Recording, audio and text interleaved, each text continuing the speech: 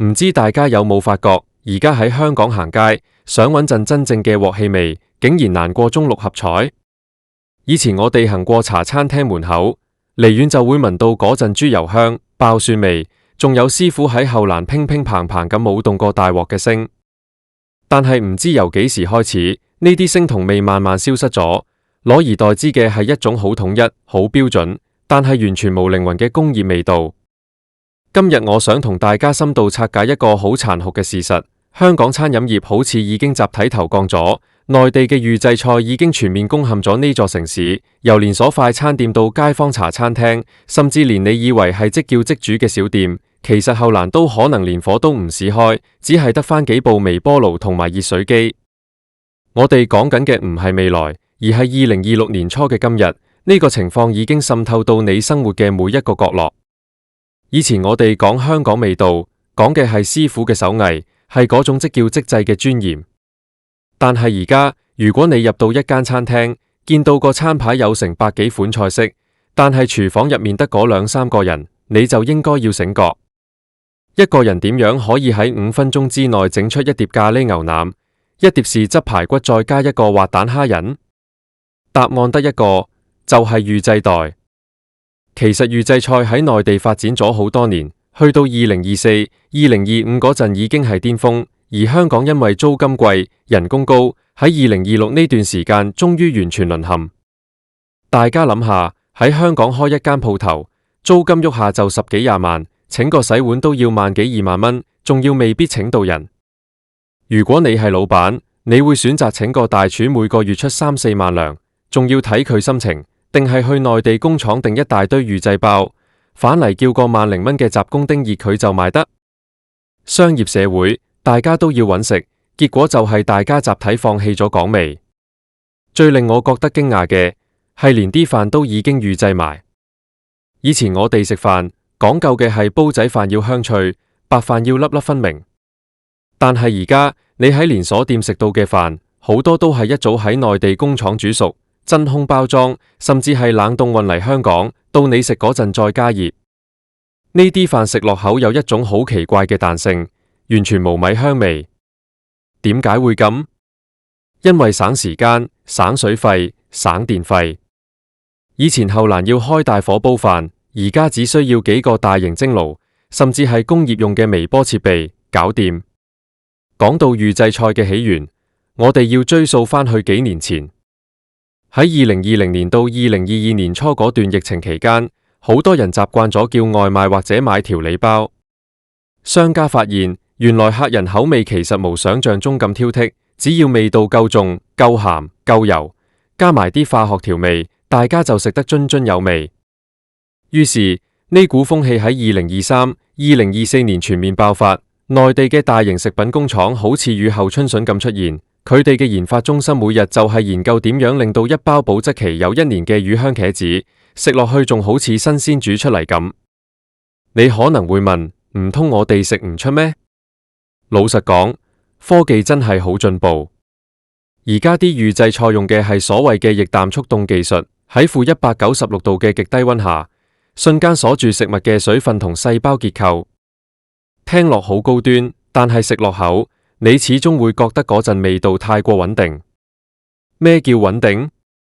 就係你今日食、聽日食、下個月食，佢個味都係一模一樣，完全冇咗廚師嗰種今日手感好、鑊氣重啲或者今日啲肉新鮮啲、甜味重啲嘅變化。食物一旦冇咗變化，就變咗做一種燃料，而唔係一種享受。我最近去咗深水埗一間開咗幾十年嘅老牌茶餐廳，個老闆已經60幾歲。佢同我講，後生仔，而家我哋呢啲堅持喺後欄燒味、即炒嘅鋪頭，真係買少見少。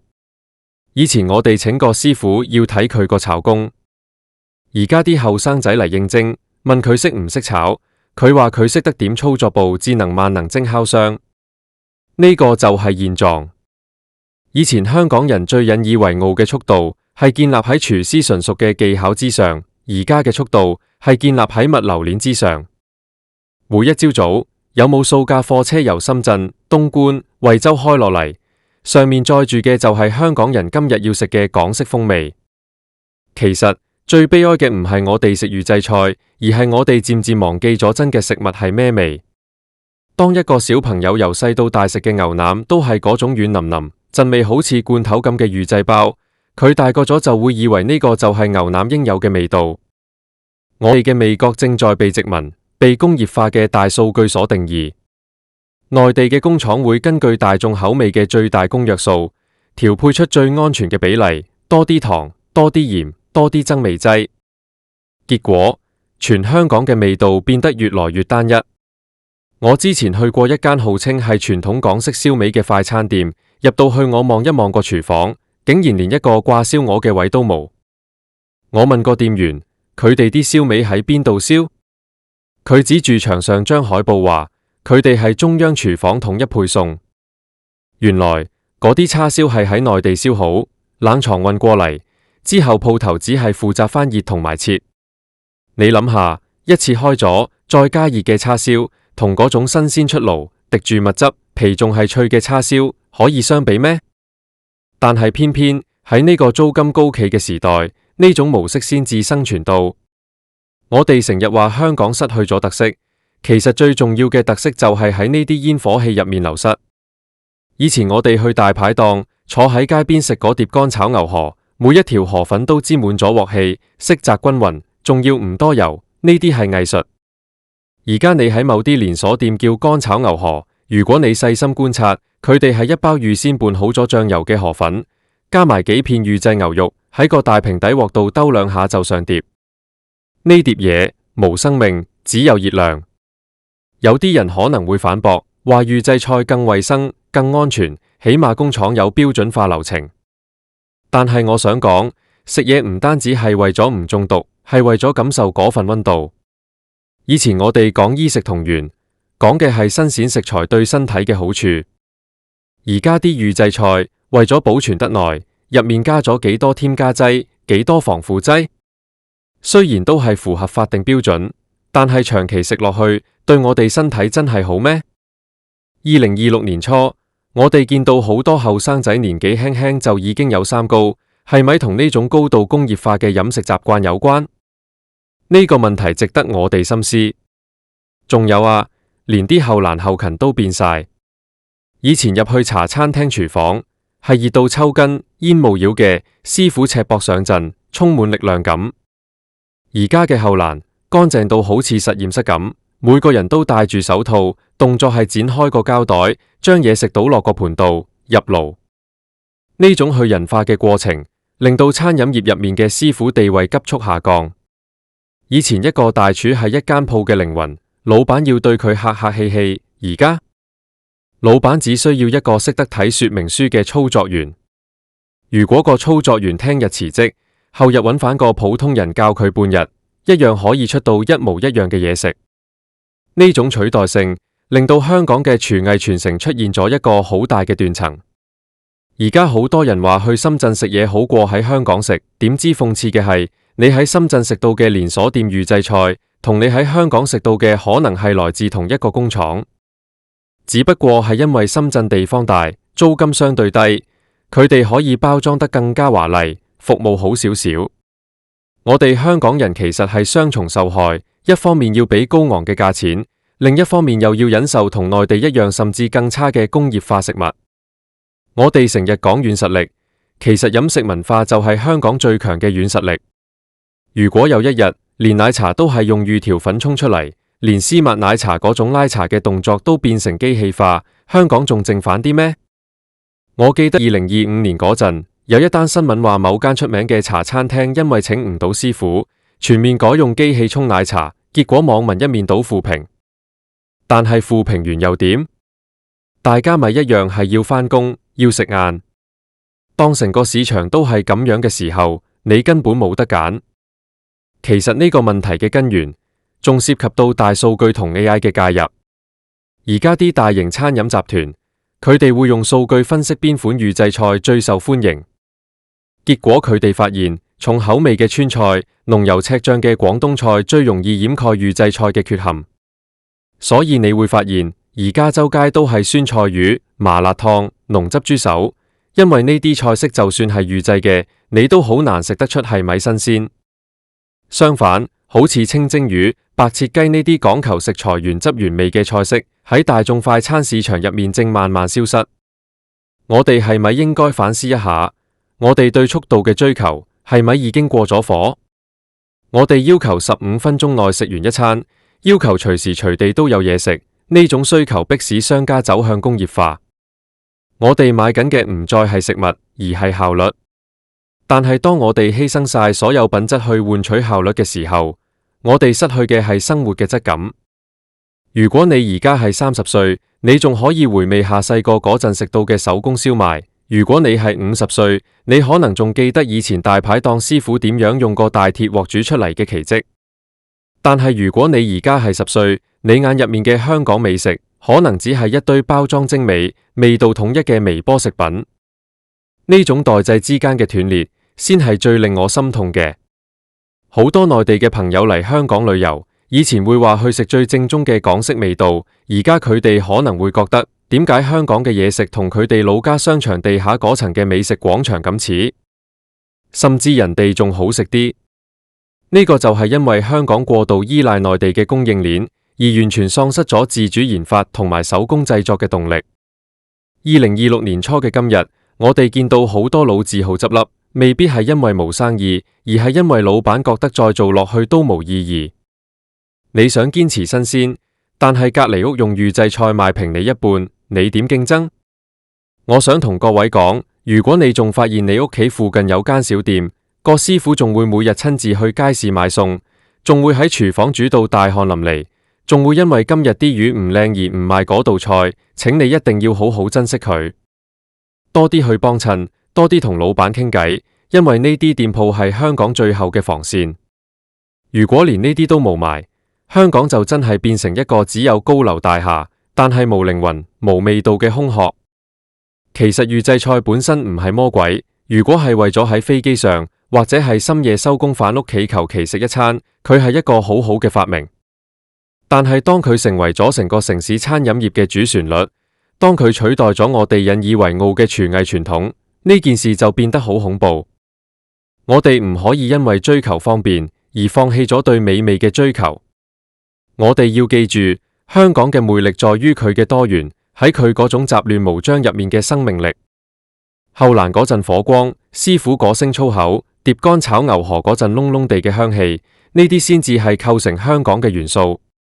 當後欄唔使開火，當廚房變成咗加工廠，我哋失去嘅唔單止係一餐飯，而係一個時代嘅集體回憶。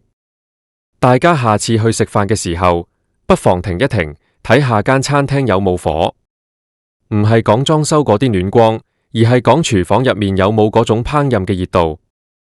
如果只係見到幾個後生仔喺度剪膠袋，你就知道你食緊嘅唔係香港味道，而係工業時代嘅殘餘。2026呢個年份可能會被歷史記住，唔係因為咩重大建設，而係因為呢一年香港正式完成咗飲食文化嘅徹底換血。預製菜嘅攻勢已經勢不可擋，但我希望我哋至少要有覺悟，知道自己食緊啲乜，知道我哋失去緊啲乜。唔好等所有老店都消失晒，先至喺度懷念嗰陣消失的港味。講到尾，食物係一種連結，廚師透過食物將心意傳俾食客。預製菜係無心意嘅，佢只有程序。一個無心意嘅城市係冷冰冰嘅，就算個招牌再閃，就算嗰名改到幾咁有香港特色，食落口嗰陣塑膠感係呃唔到人。我哋要嘅係一份有溫度嘅食物，而唔係一份準確到0.1克喺工廠流水線上誕生嘅工業品。最後，我想問下大家，你對上一次食到令你感動、充滿鑊氣嘅一餐係幾時？喺邊度食？如果你仲有咁樣嘅口袋名單，請你喺心入面默默感謝嗰位仲肯堅持嘅廚師，因為喺呢個預製菜橫行嘅年代，佢哋先至係真正嘅守望者。其實講到呢度，我心入面都有啲唏噓。2026年初嘅香港變化真係太大，我哋習慣咗好多嘢都變快、變方便，但係我哋有冇諗過呢啲快背後嘅代價係咩？當你喺一個商場入面，由1樓行到5樓，發現每一間餐廳嘅咖喱味都一模一樣嘅時候，你就會明白呢種方便係一種詛咒。以前我哋香港人最叻係轉博，係靈活變通，但係而家餐飲業嘅變通，似乎全部都用咗喺點樣降低成本，點樣用內地預製菜取代人工上面。呢種靈活係咪用錯咗地方？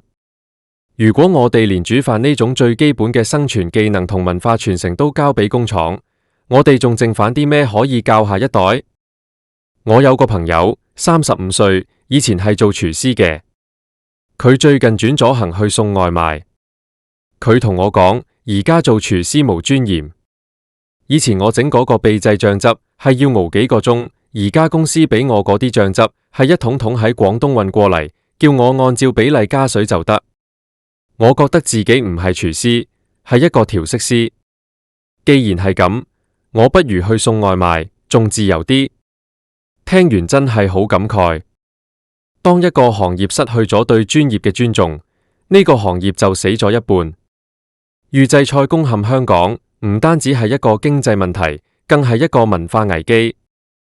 我哋嘅港味係由無數個後欄嘅火種匯聚而成。如果後欄唔使開火，呢啲火種就會熄滅。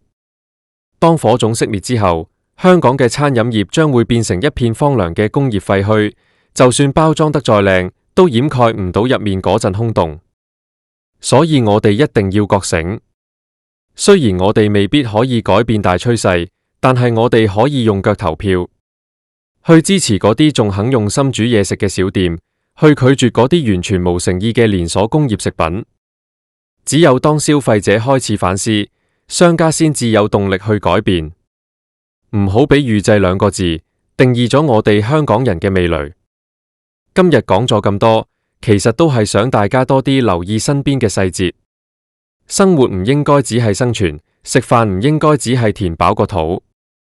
喺呢個2026年初嘅春天，我希望大家仲可以揾到嗰陣屬於香港嘅溫暖嘅煙火氣。講到呢度，我諗大家都明白我想表達啲乜。香港嘅味道係要靠我哋每一個人去守護嘅。如果連我哋自己都唔介意食緊啲乜，咁講味就真係會永遠成為歷史名詞。希望大家下次坐低食嘢嘅時候，能夠細心品嘗，揾返嗰份久違咗嘅真誠嘅味道。唔好俾工業化抹殺咗我哋嘅生活質感，唔好俾預製菜偷走咗我哋嘅文化。後欄雖然唔使開火，但我哋心入面嗰團火唔可以熄。呢個就係我想同大家分享嘅嘢。大家可能仲會諗，預製菜係咪真係一無是處？老實講，如果喺緊急情況下，或者係為咗低收入人士提供負擔得起嘅餐飲，佢確實有佢嘅社會功能。但問題係，當預製菜開始冒充新鮮製作，當高級餐廳都開始偷偷摸摸用預製包嚟增加利潤，呢種就係一種欺詐。我哋喺香港俾緊全世界數一數二高嘅生活成本，但我哋得到嘅嘢食品質竟然喺度退步，呢種落差係最令人難受嘅。2026年初，我哋見到唔少新開嘅餐廳，裝修到成個打卡聖地咁，影相好靚，但係食落口嗰陣味道令你懷疑人生。呢啲就係典型嘅預製菜餐廳，佢哋賣嘅係視覺，而唔係味覺。以前我哋講色香味俱全，而家係色佔咗90%，香係化學香精，味係預製包嘅標準化味道。呢種飲食文化嘅崩塌係無聲無息嘅，佢唔會好似一棟大廈倒塌咁震撼，但佢會慢慢侵蝕一個城市嘅底蘊。大家有冇諗過，點解以前香港嘅茶餐廳可以百花齊放？因為每個師傅都有自己嘅秘方。嗰間嘅奶茶特別滑，呢間嘅叉燒特別香，嗰間嘅沙爹牛肉麵味道特別濃。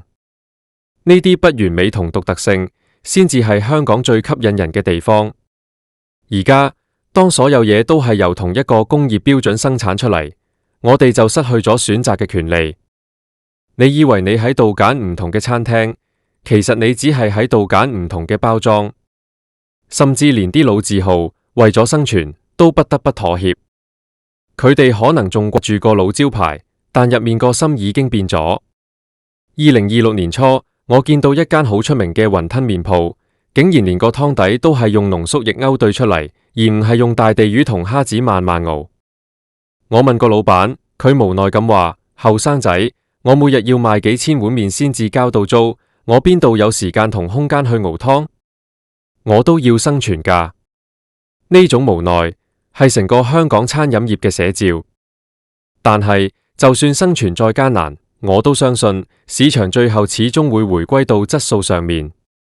預製菜雖然可以風光一時，但係當大家食到厭、食到悶嘅時候，嗰陣真正嘅火氣始終會被懷念。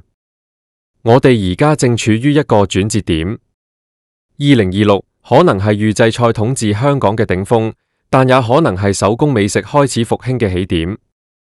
我哋作為食客，要學識分辨。點樣分辨？其實唔難。真正煮出嚟嘅嘢會有不規則嘅形態，會有豐富嘅層次感，最重要係佢會有嗰陣熱氣騰騰嘅靈魂。預製菜通常都係好整齊、好均勻，但係食完之後，你只會覺得口渴，因為入面太多添加劑。我哋要鼓勵嗰啲仲願意喺廚房度揮汗如雨嘅師傅，雖然佢哋嘅動作慢少少，雖然佢哋嘅價錢貴少少，但係呢啲先至係值得我哋尊重嘅勞動。香港唔應該只係一個效率之都，佢更應該係一個品味之都。回望過去呢幾年，2024到2026，我哋見證咗香港飲食業嘅巨變。呢場巨變入面，我哋失去咗好多，但亦令我哋更加清楚邊啲嘢先至係最珍貴。唔好俾內地嘅預製菜完全定義咗香港嘅飲食版圖。我哋要有自己嘅堅持，要有自己嘅要求。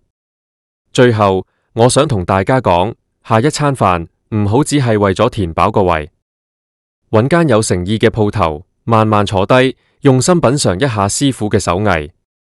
就算只係一碟簡單嘅炒粉麵，只要佢係現炒嘅，只要佢仲有嗰陣後欄傳嚟嘅火氣，佢就係世界上最好食嘅美味。香港嘅味道從來都唔係喺工廠度生產出嚟嘅，而係喺一個又一個火爐前面，由廚師用心守護出嚟嘅。